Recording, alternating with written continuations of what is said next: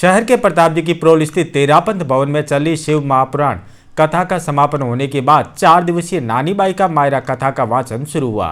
नानी बाई का मायरा कथा के दूसरे दिन कथावाचक लक्ष्मणदास महाराज ने मायरे के कई प्रसंगों का संगीतमय वाचन किया। वहीं कई प्रसंगों पर श्रद्धालु भाव विभोर होकर झूमते गाते नजर आए।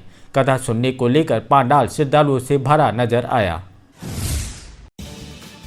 शहर के प्रताप जी के प्रोल स्थित तेरापंथ भवन में चल रही शिव पुराण कथा का समापन होने के बाद 4 दिवसीय नानी बाई का मायरा कथा का वाचन शुरू हुआ। नानी बाई का मायरा कथा के दूसरे दिन कथावाचक लक्ष्मणदास महाराज ने मायरे के कई प्रसंगों का संगीतमय वाचन किया।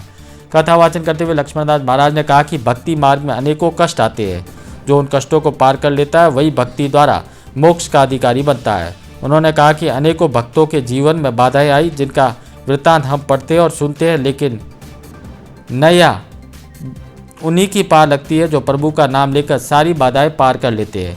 उन्होंने कहा कि नरसिंह भगत ने संत उपदेश से अपने हिस्से की 14 करोड़ की संपत्ति संतों की सेवा में लुटा दी और खुद को प्रभु को समर्पित कर दिया।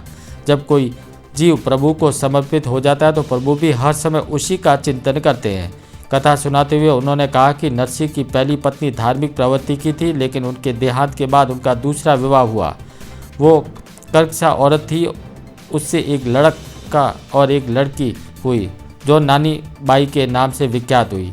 बड़ी होने पर नगर अंजार रंगजी के घर उनका विवाह हुआ। नानी बाई अपने पिता की तरह ही श्री कृष्ण को भाई मानती थी। महाराज ने नरसिंह के जीवन के चरित्र के अनेकों प्रसंग सुनाए। नरसिंह के दोहती के विवाह प्रसंग में जब माहिरा के लिए रवाना होते तो उसका वर्णन सुन श्रोता भाव विभोर हो गए।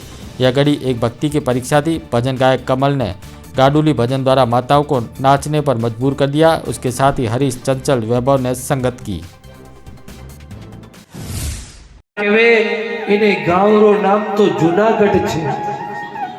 ओ रात्रा होतो तो बगीचा रे महीने और सुबह ठेठ पहुंच गयो जानवर के मिनट। आप खुद ही समझ जाइजो, हमेशा लिखड़ो ही हुए तो भगवान श्री ठाकुर जी रो नाम लिखड़ो चाहिए। तेरापंथ भवन में शिव महापुराण कथा के विसर्जन के बाद लक्ष्मणदास महाराज द्वारा 4 दिवसीय नानी बाई का मायरा कथा का वाचन किया जा रहा है। बुधवार को कथा के कई प्रसंगों में श्रद्धालु भाव विभोर होकर झूमते नाचते नजर आए। कथा सुनने को लेकर पांडाल श्रद्धालुओं से भरा नजर आया।